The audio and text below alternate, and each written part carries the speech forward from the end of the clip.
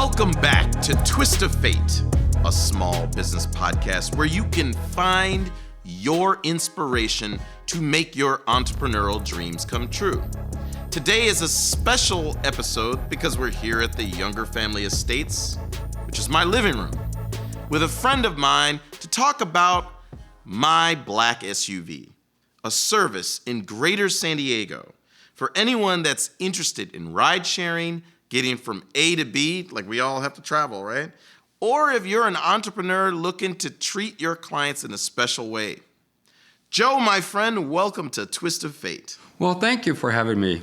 And welcome home, brother. Welcome Thank home. you. Hey, it's wonderful to be here. All right, so My Black SUV, it's a labor of love for you where you're helping people get to where they want to go. Would you mind telling my listeners a little bit more about your business? So my business is to take people, like you said, from point A to point B. We are black car service. Limo service is what we provide. Mm-hmm. So rideshare is an app that you have in your pocket. Like Uber, Lyft? Yeah. And black car service is My Black SUV, luxury limo service. We're professional drivers, whether it be a concert, whether it be a wedding, or even a ride to the airport is very important. So, you want to make sure that when you order a car, the car shows up. For my audience members, I go down to San Diego to the Pachanga Arena during the regular seasons to visit the San Diego Gulls and give out the Military Veteran Hero of the Game Award. While doing that, obviously, I have to get from point A to point B safely. And Joe, in his service, My Black SUV, actually has been my driver for the last 2 years. So you're right. Your business is actually not just, I think it goes beyond taking people from A to B. You build relationships, my friend. Yes, I do. I mean, a lot of Uber drivers, their time is their money. Yeah. So they want to go from one ride to another. Whereas I'm your driver. You need to go get something to eat. We need to go take care of something else. That's what you have me for. We're always there a half hour early, to your pickup, or, we sit at the airport, we track your plane, and we wait, to make sure that, hey, when he lands, I send him a text, hey, I am here already. When you're ready, please meet me at zone F or whatever zone you're at. And that's personal. You're not ordering a ride. You know that ride is already there. Mm-hmm. And as soon as you tell them, hey, I'm ready to go, I'm there. So that's the personal side. That's the reliability side. That's awesome. Now, let me ask you a couple questions. Shoot. So you said we, but you drive people. Sometimes I can't drive. I have to send another driver. But yes, the majority of my rides are me. You like that? Oh, yeah. I love meeting people, man. I mean, I met you that way. 100%. Actually, I picked you up in an Uber. You did? A lot of my customers come from there. But you're not doing Uber now. So tell me a little bit about it. So, Twist of Fate, this podcast is about what inspires people to make the world better. And there's no doubt that your service has made my world better. What inspired you to really do this? Basically, I actually started driving when I was working for the city. There was an incident in my family that I had to make money. And I was able to drive Uber after work, and I drove every night. I'd get off work at 3:30 and I'd go out and drive. And that's how I got into rideshare. So I used to sit at the airport lot and wait for rides. And I always see all these black SUVs sitting in the lot. And I always got, man, I want to do that. And I would ask the guys, hey, man, what kind of money are you making? And obviously, they didn't want to spill the beans because they didn't want... More competition? More competition. But, decided, hey, you know what? I'm going to buy a vehicle. I'm going to pay cash, retire, and start driving with my Suburban, like what they were doing. And that's where I created My Black SUV. I love it, Joe. So I'm breaking the fourth wall, and I'm talking straight to my listeners here. What you're seeing here and unpacking is that Joe's inspiration for starting his business is actually his retirement plan. So instead of going off, into the sunset, he's gone off into entrepreneurism, which is something that will benefit his family. It'll benefit multi-generational wealth, and it brought us together so that, kudos to you, man. Your retirement looks beautiful to me. I love that you're doing this. Well, thank you. It's been a blessing. It really has, because along the way, I've had other people that have been there, like yourself. I'm sitting here at your house now, 2 years later. 2 years later. And what are we doing? Sitting down filming a podcast, which is, I didn't ever think I'd do something like this. That's progress, my friend. Let me ask you a question. Okay, so you were born in the post-COVID era. I was. Now, my understanding is for you to go from rideshare in some standard economy vehicle to like these nice vehicles, that premium trucks that you drive, how did that happen? Again, when I retired, I had to figure out something. Okay, how am I going to buy this car? So I had money in my retirement. I took a little bit of money out, and I was able to pay for the car because I didn't want to owe any money because I didn't know how it was going to go.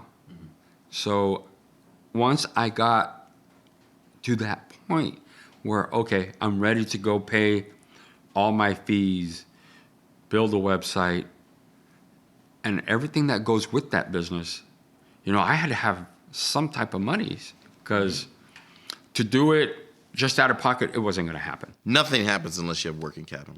For my audience members that may be considering ride sharing, or if they're thinking about retirement, that you chose, instead of spending money on a pina colada, you chose to invest in a business. Yes, I do. That's my kind of guy. So that's great. You got to invest to grow, people. So then let me ask you, was the availability of vehicles different at the time? Oh, yeah. There was vehicles available.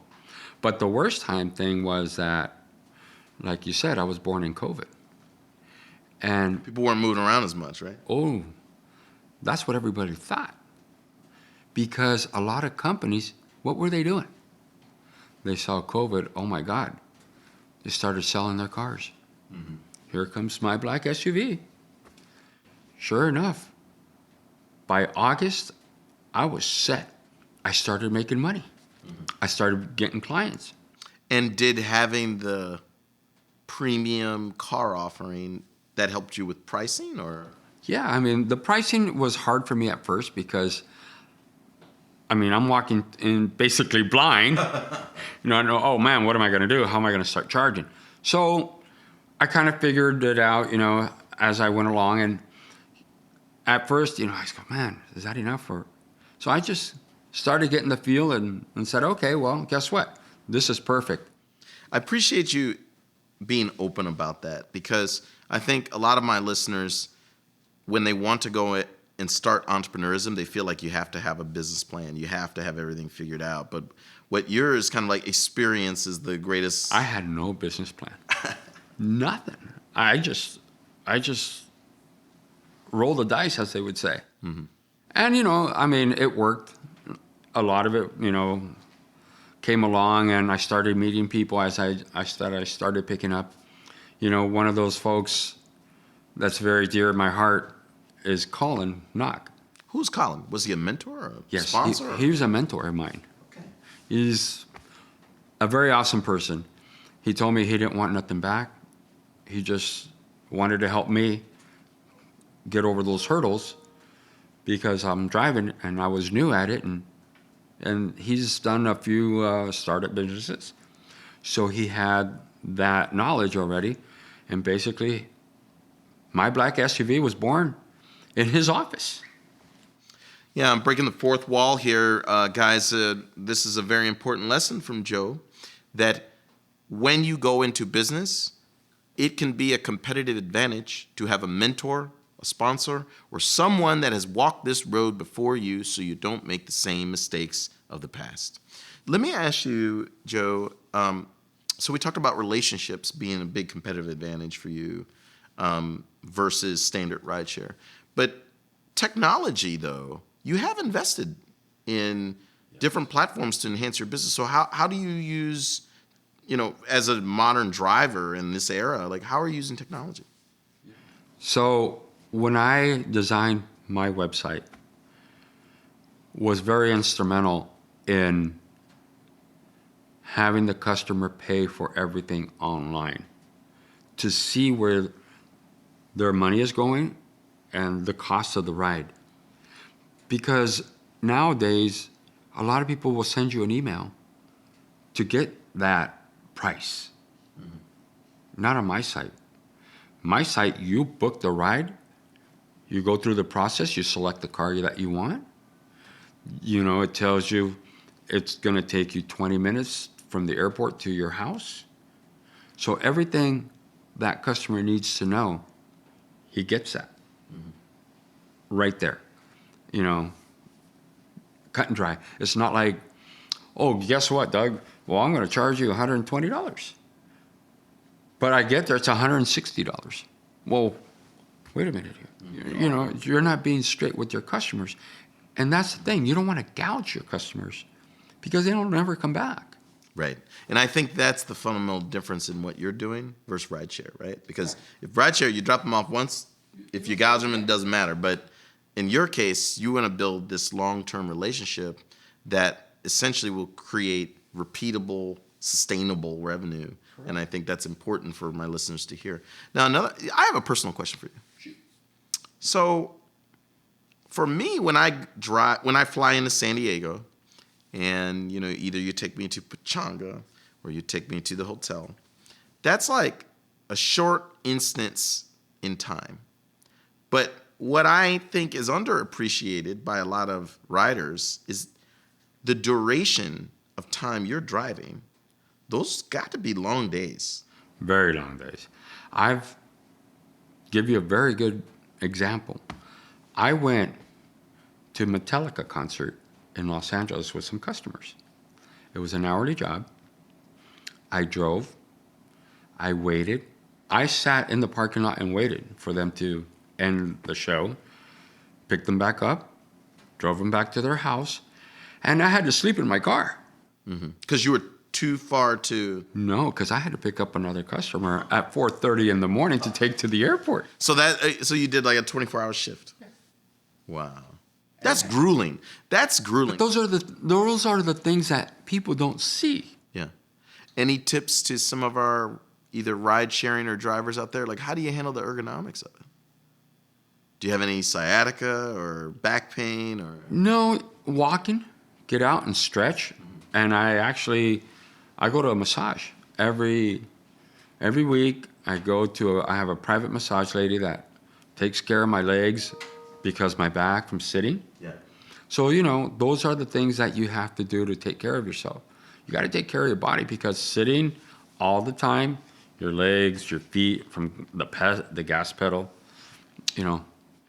Now, obviously I would love for you to be listening to Twist of Fate all the time, but that can get old too. Do you have your favorite playlist? I mean, you brought up Metallica. That's where I'm going. Like, do you listen to podcasts? Do you watch YouTube? Do you watch the news? Like, how do you manage your time?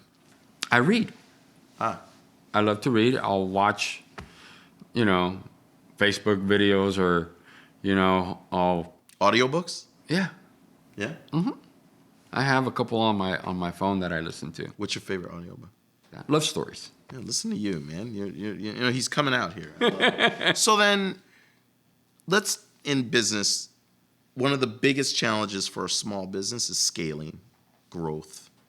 So at some point in time, no question, you have great product as an individual, you have great character, but then you have to trust in recruiting new drivers and expanding, buying new trucks and new equipment, and you have to maintain them. So was that a challenge for you? So it is a very expensive challenge because the cost that goes into each car, the employee. So here lately, I got rid of one of my cars, and I'm in the process of ordering a new car to replace that car. But it's $120,000 for that car. You know, and then you got insurance, and then you got all the other things. So it adds up. But you have to be very, very careful, I think, in this business when you're hiring individuals to come and drive for you, or you hire other companies to do work for you. Because there's a lot of, hey, Doug, here's $20, man. You know, next time, Yeah. you know, they want to steal your clientele. So you subcontract, but then they're not on the same page as you, and then as a result, They want to take your customers away. So that's... Have you experienced that? Yes, I have. Oh, really? Yes. And the customers would tell me, hey, you know what? This guy, don't use this guy. You know, he did this and this and this. So, you know, you don't give him any more rides. You know, you don't send him a job. Because what happens when you go on vacation? You know, you have 10 to 15 rides that week that you have to, you know, Doug's coming to town. I got to make sure Doug has a car. No, I'm going to break the fourth wall on this to my listeners. I cannot understate more that scaling your business will be the greatest challenge after you start on the entrepreneurial journey. Your mission, your vision, you need to be able to share it with future employees. You need to bring them into your culture. Because if you don't, as you just mentioned, you could lose business because they may be on a different page or they may have their own agenda and selfish motivations. And this happens, unfortunately. And it happens a lot. You know, so I'm very methodical about what I do and how I handle my business. You know, I just don't call, hey, can you do this job? I have maybe 2 or 3 drivers that I use in case. I met one of them. He was a great guy. I forgot his name, but he was a great guy. I did remember him. Cesar. He didn't. That's his name. Cesar, yeah. And by the way, he didn't undercut you or anything like that. No. He only spoke good things about you. I am Joseph Zatarain, the owner of My Black SUV. I am a San Diego, California resident, and I have lived there for 58 years after I retired from the city. I felt there was a service that I could provide. I serve LA, LAX, Palm Springs, and we also do wine trips into Mexico. We also provide the service to the San Diego Gulls game. 3 ways that you can get a hold of me: by text, a phone call, and an email. The number one reason you want to book a ride with My Black SUV is the service. I know you have enough to worry about. I don't want you to worry about your transportation. Book your ride with us now at myblacksuv.com and ask for Joe. Breaking the fourth wall, talking to you out there that's thinking about entrepreneurism and either ride sharing or being a professional driver for someone. One of the biggest challenges you'll face, like in any business, is scaling. You see, when you scale, that means that you have to share the mission and vision of yourself with other people, which means these are future employees, which doesn't always work out. So, Joe, maybe you want to tell my audience a little about your experience about scaling. So this guy did a job for my son, took all the information down, and did the ride, and then after that called the company and offered to do the job at a lower cost. So what happens in that situation is I found out about it. I was very hot. I'm sure you weren't happy about that. Oh, I was not. What comes out of a situation like that is other drivers find out, other companies find out, and you're blackballed, basically. You're ousted. You will never, ever get another ride from anybody other than maybe the jobs that you acquire. But other companies will know because we all talk. Mm-hmm. Was it difficult for you to release control? Like when you hire, think of it this way, you invest in some new truck and then you hire another person to drive for you. But then if they use your equipment, like... For their own personal gain? Correct. Was that hard? Was that difficult for you to give that control up? No, it's not. Because if you trust the person, that's the most important thing. Because, those are your customers. Those are the people that pay for that car. Mm-hmm. But when you go outside of that and you start pocketing money and trying to scale, the customers and things like that, it's very, very annoying and very, very difficult to deal with. Would you say it was a setback? That was a setback because you lost a client, you lost revenue? Yeah, because I have to fire them. Okay, now I have another question for you. What about EVs? Do you have an opinion on EVs? They're pretty popular these days, right? I bet you a lot of my listeners are considering buying an EV themselves right now. Look, I know you know what I did for a living. I did it for 37 years. I was a heavy equipment mechanic and a diesel mechanic. And I also did gas cars. So I'm a traditionalist. I adore gas vehicles. And I'm not going to drive an EV vehicle until I am forced to drive one. Oh, really? Oh, yes. So I went to, Joe, I think it was Electrify 2023, which was an electric vehicle, but also like a industry trade show for the industry. Mm-hmm. And I actually saw the Ford Lightning. Yes. And I believe Volkswagen had a van that's EV. Mm-hmm. One would think, it could maybe transform your business model. Once you take gas out of the way, right? But here's the drawback. Mm-hmm. Okay. Say I'm taking you to LA to catch a flight.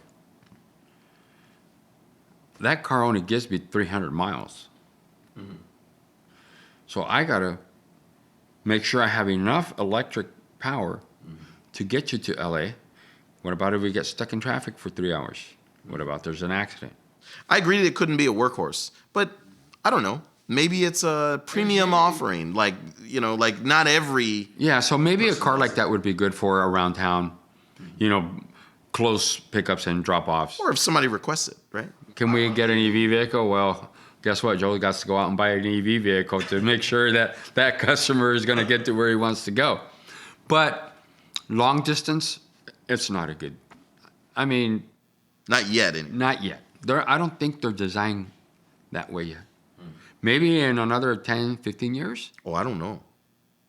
So, I'm kind of revealing, but I pre-ordered that Cybertruck. Have you heard about that? The Tesla Cybertruck? No, I didn't know you ordered one. I definitely did. You know why? Tri-Motors target spec, 500 miles of charge. Well, there you go. You can go to LA. But that's still, you feel, building a business around it. There's companies out there right now, limo companies in LA that all they run is Teslas. Oh, really? Yes. But different business model then, right? Like LA, you're in LA. You're not going like where we're going from San Diego to LAX. Yeah. It's 130 miles. So your 260 round trip, that doesn't include traffic, wait time, how much time. So I don't know if it's feasible yet. Maybe like a Prius where it's a hybrid would be okay. Are you investigating those? No, not yet. I don't. Are you a muscle car guy? No, I'm not. I love cars. I love technology. But that is something that I've been working on those cars. I've worked on them before. And something, you can't work on them. No. Because you have to ground yourself to the car to be able to work on the car. And you have to be like a certified electrician. Yeah. You got to ground yourself. You got to wear special gloves, special equipment. So it's something that you're not going to be able to work on. I love to work on my cars. You work on your own cars? Oh, yes. I have a complete shop at home. Everything that you could think of, I have. So you've changed the starter, I changed the starter, changed the oil, I do my brakes, I fix my AC, I put my belts and hoses, I put motors in my car. That's a great thing. Yeah. Sometimes I don't like paying $7 or $10 grand to have my car fixed. if you've driven from me to Pechanga and you gotten me out of there safely, you've driven for some other interesting people, I'm sure. Yes, I have. So what are some of the other type of guests and clients you've driven for? I did the Emmys. Oh, wow. I've driven in the Oscars. I've driven Tanya Cypress from the show Yellow Jacket. Wow. Her and her sister. I've driven for Jim Harbaugh, Coach Cameron. I've driven a couple baseball players around. I've driven Fernando Tatis's wife. So I drove for my friend here in front of me. You know, it's like you said, it's every day is different. There's not one day that, you know, oh my God, you know, I didn't do this or I didn't get to do that. I have clients now like Dyson, who I drive for one of the main executives for sales. I drive for Volex, who is a big company from the UK. I drive all the executives for them. I just got the contract, as a matter of fact, from UCSD Medical Center in San Diego. I'll be driving doctors to UC Medical Center in Irvine. Excellent. And, you know, frontline workers are special to my heart because I'm married one, so I want them all to get home for sure. So this is great. I mean, kudos to you. You've scaled your business, and what I can clearly see, the journey from rideshare and like a fusion to you stepping into the entrepreneurial arena. Now you have other drivers, you have other cars, and look at you. You're even now moving to celebrities into partnerships, other companies that you drive for, which is fantastic. So I'm a fan. So great job. If you don't mind me asking, because some of my listeners, maybe in San Diego, for either Comic-Con or a Padres game or hopefully a Gulls game, you know, come out there and cheer the veterans on. But if they did want to get in contact with you, you had mentioned they go to, is it myblacksuv.com? Like, where do they go and what's the process? So the process, you log on to myblacksuv.com and fill out the information sheet. There's a sheet there. They get to go in, put their name, where the pickup is, where the drop-off is, and their, you know, other information. They get to choose a car. They can pay cash or they can pay with credit card online. And it gives you the full amount. There's no after, oh, hey, you know, it's going to be $20 more. There's none of that. It is what it is. What you pay on the site is what we honor. Fantastic. You know, and there's also my customers that I have already, the majority is done by text. So some of my listeners know I actually teach at Cal State University, and one of the concepts in my class that we talk about in the MBA school is that companies can compete in 4 ways traditionally. They compete on brand, they compete on technology, they compete on price, and they compete on community. From listening to you, Joe, it sounds like, you know, you don't necessarily compete on price. No. It's a component of what you have to do, but maybe you'd like to share your perspective as to how you're competing with rideshare and other services. Well, I think the majority of our competition is service. That personal service, I think, to me, is the most important thing, because I think a customer appreciates good service and wants that service, and that guarantee that you're going to be there. You'll be there. Yes. And I definitely think that using service as you built into your brand, it's a good move given the transactional nature of rideshare. But would you mind talking a little bit like, so you mentioned pricing. So that's a challenge, right? Because some rideshare people want the lowest price. And they do. And I see it every day. But you got to remember, sometimes the hidden cost of surge time, you know, demand can be even higher than what you're paying us. So, you know, you can go to the airport, like I'll use today. When I landed, I was going to order a ride to come here. It was almost $80. I waited a half This hour is from Oakland Airport to here. And it went down to $50. Yeah. So this was like an on-demand pricing, right? Like the when you order the rideshare can factor into how much you pay. You never have a fixed price. I have a fixed price. Every time you order that ride from your house to the airport, it's always the same amount. It doesn't change. And, fuel is gone up in price. But I try to absorb that as much as I can.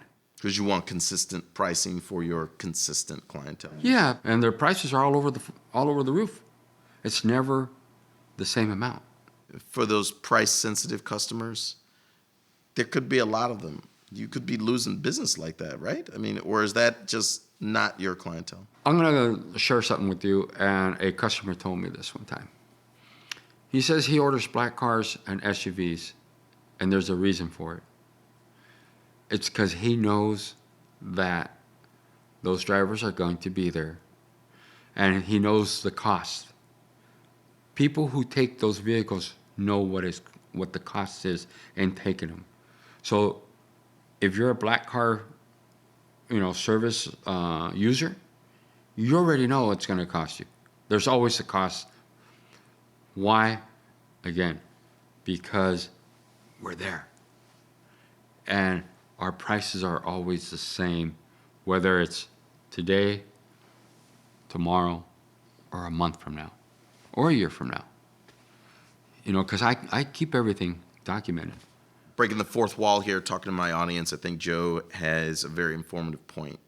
He has selected a target audience where he's not trying to be everything to everybody, which means he would be nothing to nobody. He's being very specific and tactful about those clienteles that are in rideshare, or if they need premium black car services, A, that they want quality, B, that they can be reliability, and C, that the price will be consistent and not fluctuating on demand. And variable cost is it can destroy any business model. So I actually think my black SUV is great for small business.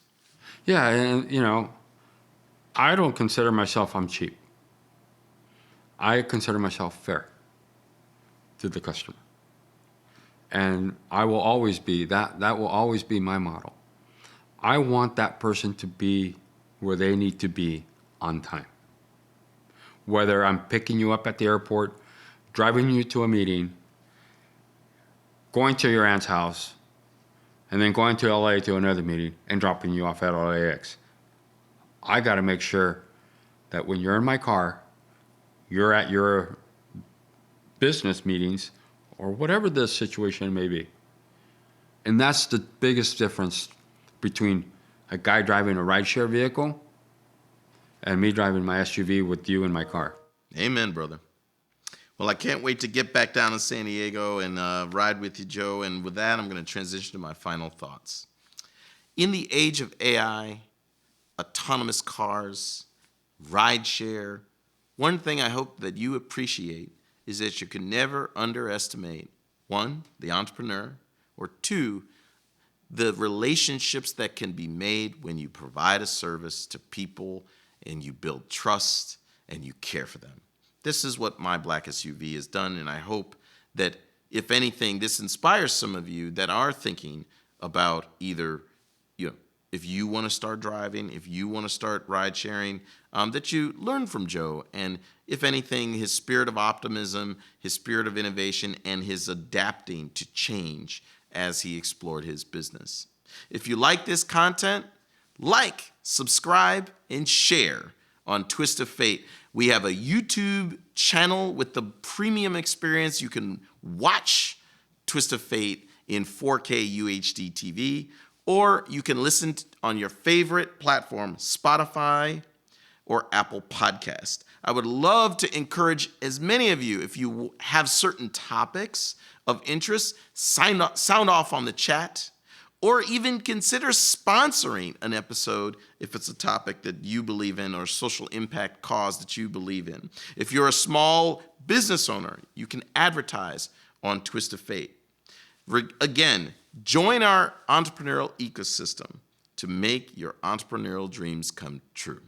With that, I'll see you on the next Twist of Fate. Twist of Fate is hosted by Doug Younger. It's produced by John Lundvid and Matthew Brown at Ezo Creative. Moni Yu designs our graphics. Our theme music is by Jamie Bathgate. Special thanks to all of our patrons. You can support the show by visiting patreon.com/twistoffate podcast. Thanks for listening.